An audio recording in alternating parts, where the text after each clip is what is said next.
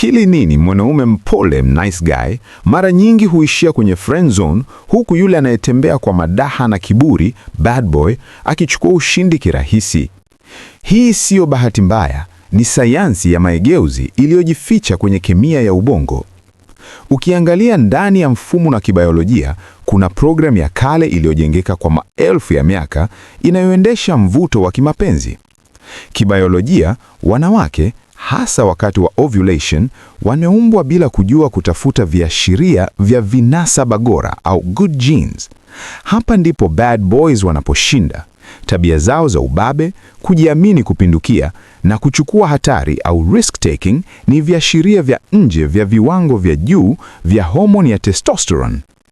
Katika zama za kale, mwanaume mwenye sifa hizi ndiye alionekana kama alpha, mwenye uwezo wa kuhinda na kulinda familia dhidi ya maadui.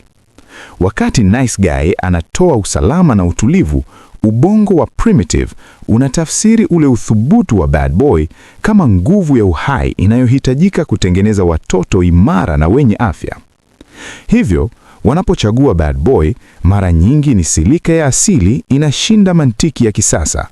Kujifunza zaidi, tufollow Wajanja Forums Facebook na Instagram.